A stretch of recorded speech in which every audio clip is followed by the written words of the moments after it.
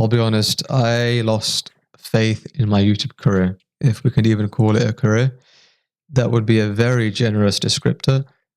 Don't think I would even call it a passion project. It's just something I do as I sit on the toilet to help me pass the time. But when I watched the UFC Paris card,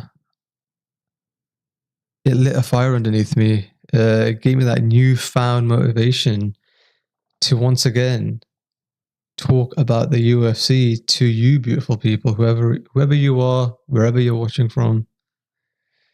It lit that fire underneath me, and I said to myself, I'm gonna go back to it. I'm gonna do it again. I'm gonna give it a shot. So let's do that. Starting off with William Gomez versus Robert Rucala. This was a very Leon Edwards-esque performance. I'll be honest with you, I didn't come up with that analysis myself. I'm stealing that from Bedtime MMA, but I think it's an apt description. Although it was more exciting than an Edwards performance, when Edwards does win, that is. William Gomez essentially just outstruck Robert over the course of 3 rounds, and got the unanimous decision victories. Well done to him. Axel Sola versus Reese McKee. This was an interesting one because Reese McKee, I don't know if he was cut from the UFC.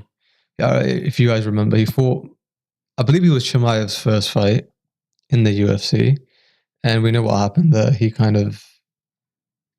had no chance against Chimaev, and he shortly after that got cut. I don't know if it was after the Chimaev fight or if he had a couple of fights after that. I think he did have a couple of fights after the Chimaev one, and he got cut. And then he was back in the regional scene, and then they re-signed him. And I was interested to see how he would be, how he'd do in this kind of, rebirth that he's having, right? And even though he lost the fight, I'll be honest with you, it wasn't particularly, it wasn't terrible. Like I did see him kind of getting outstruck round after round. I think Axel was kind of edging the rounds, but Reese McKee was just walking forward, and I was like, man, this guy is savage. He's getting hit, but he's just continuously just stepping forwards and relentlessly so. He wasn't letting up. He showed he was there for the whole 3 rounds, and he wasn't gonna slow down. He wasn't gonna, let the shots that he was taking kind of deter him. But it was to no avail in the 3rd round. There was a beautiful body shot by Axel that landed right to the solar plexus of Reese, and it just basically knocked him down. It destabilized his foundations and set him to the canvas, and then the fight was called off shortly after that. That kind of shot will take out most guys, I think. But it was a good performance from both guys before that knockdown. And Axel Sola leaves with the win. Balaji Oki versus Mason Jones. This was an interesting one. Again, Mason Jones, I'm pretty sure he was cut as well, and he came back, if I'm not wrong. If history serves me correct, I believe he was also cut from the UFC and was re-signed. And when I saw Balaji knock down Mason Jones, honestly, I thought it might be over for him. I was like, okay, he's a UFC reject who's come back. He's gotten knocked down. There's no way he'll have the kind of the grit and the determination to kind of keep going. His mind is just gonna, be cast back to when he got cut, and like just start thinking to himself, oh, there's no way I can do this, and just give up essentially. But Mason Jones, the Welshman, he's just built different. He's just built different. He's got this massive blockhead that can just take shots, and he'll give one right back. That was really impressive. Mason Jones, to be fair, when he does get hit, he's gotten hit quite a few times in his career, and whenever he does get hit, he's shown consistently that he is able to weather the storm, stay calm, stay collected, and give it right back. And that's exactly what he did, and that was really impressive to see. Well done to Mason Jones. He got the 2nd round KO, and it was a comeback victory when he was knocked down, early-ish in the 1st round. So well done to Mason Jones. Moving on up, the last 3 fights of the main card. This is where it gets really interesting. Modestus Bukauskas versus Paul Craig. This is Paul Craig's retirement fight. He retired after this fight, left his gloves in the ring. And I think the result is kind of what we expected to happen. I mean, to be fair, I didn't. I didn't. So what happened was Modestus was basically on top of Paul Craig. I was kind of worried for Modestus because I don't think he's had his share of losses, and I don't think we can really use this fight and the result of this fight to say he's improved because it is Paul Craig. It's not someone who, having a dominant win over is demonstrable of any kind of significant skill level or expertise. But, notwithstanding, I didn't expect him to kind of go out there, lay on top of Paul Craig and have the confidence to just ground and pound Paul Craig. And then the round ends and Paul Craig is clearly out. I mean, he is clearly knocked out. I think there were a couple of elbows landed by Modestus in the last couple of seconds of that round, of the first round. And Paul Craig was out. He did his usual of just pulling guard. He does that every time. There's nothing new. It's the Paul Craig special. And what a way to go. Yeah, he couldn't continue. He was knocked out, essentially. He was lying on the canvas, basically asleep. And I believe it was Herb Dean called off the fight. You know what? Paul Craig has had an interesting career because he's beaten some of the big names in the light heavyweight division. He's beaten Magomed Ankalaev. He's beaten Jamal Hill. And there might be one or two other, Nikita Krylov as well, if I'm not wrong. I believe he beat Nikita Krylov, didn't he? I think he submitted him. And that was partly why I was worried for someone like Bukauskas. He's beaten these amazing fighters, but then he'll just lose to lesser competition. But let's see how Modestus does going forward. Hopefully he can, convert this into some significant momentum. That would be good to see. It'd be good to get another, UK name. I know he's Lithuanian originally, but he fights out of the UK, I believe. He trains with Aspinall as well.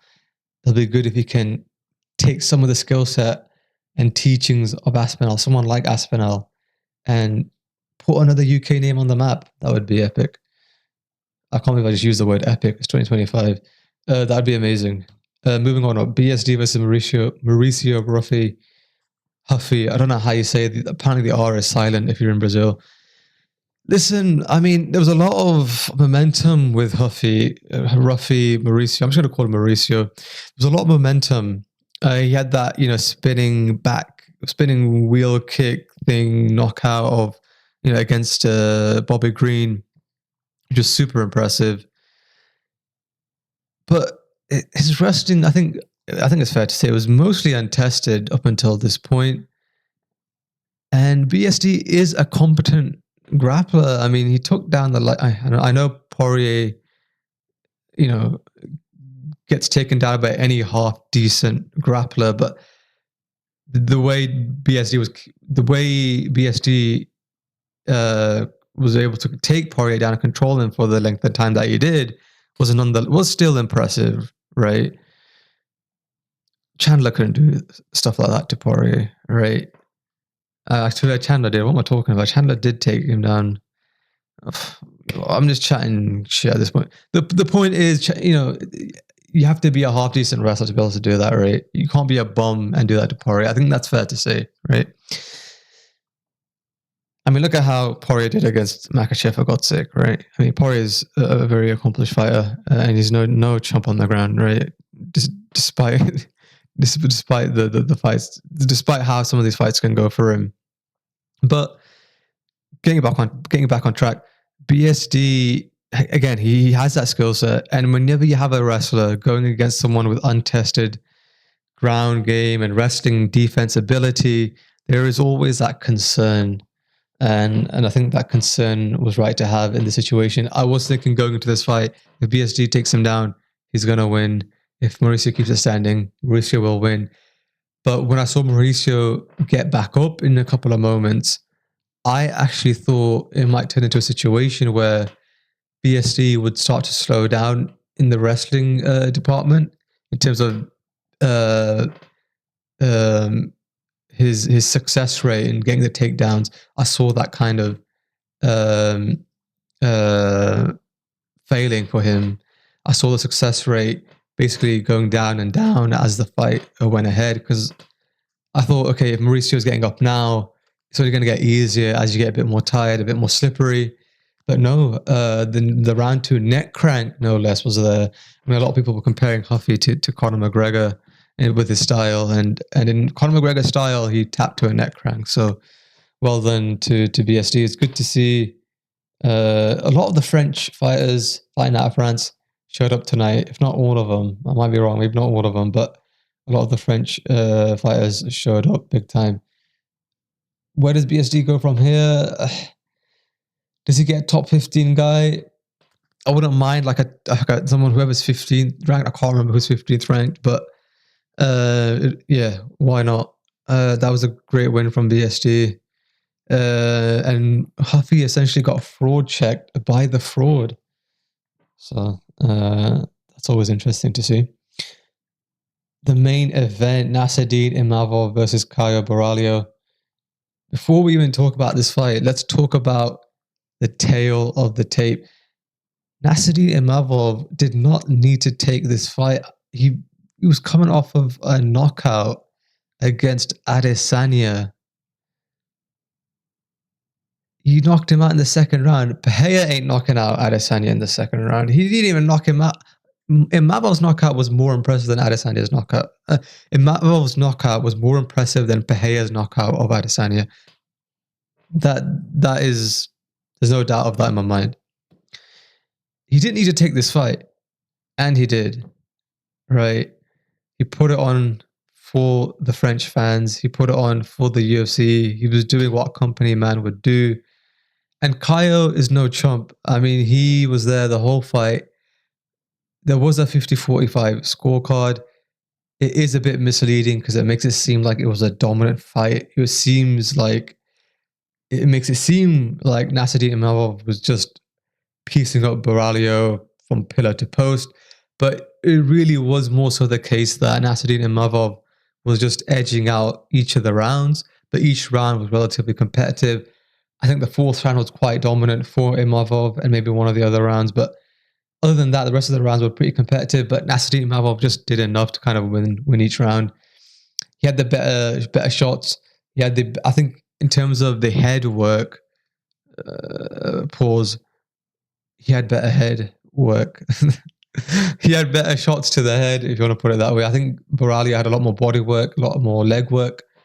As in, he had a lot of kicks to the leg of Imavov, or he tried to, a lot of body kicks, a lot of shots to the body of Imavov.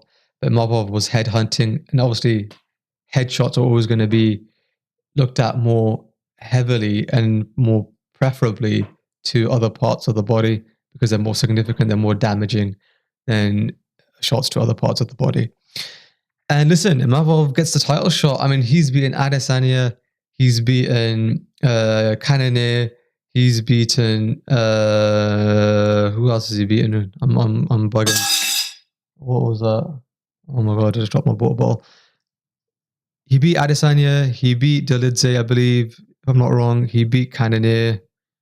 Just those three names. Oh yeah, Brendan Allen. Yeah, Brendan Allen was the other guy. I forgot. It was on the tip of my tongue. Those are some excellent names. I mean, I think he's beaten like in the top 15. I think he's beaten like 4 or 5 guys in the top 15. And now he's beaten Borralho. I think this might make it the 5th. And Borralho was ranked number 7. I mean, he deserves a title shot. And how does Imavov do in comparison to Duplessis? That's an interesting question.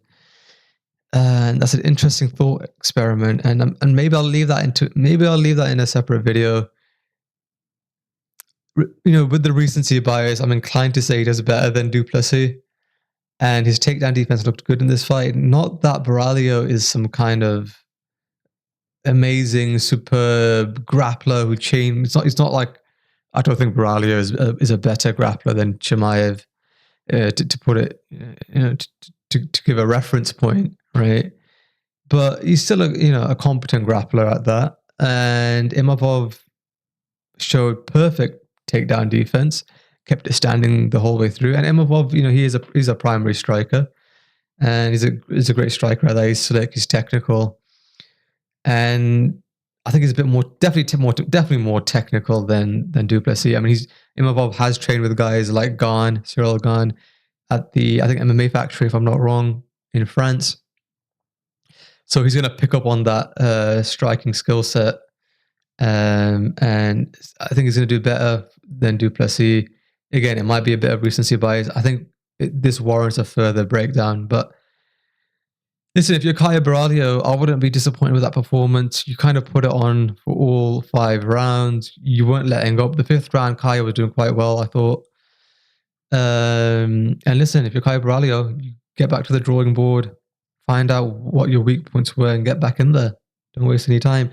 None of them really took any major damage, and I think obviously there were some hard shots landed, but there was no knockdown, no heavy bleeding, no deep cuts on the face or on the head or anywhere else, from what I can remember. So I think these guys are reasonably fresh coming off of this fight.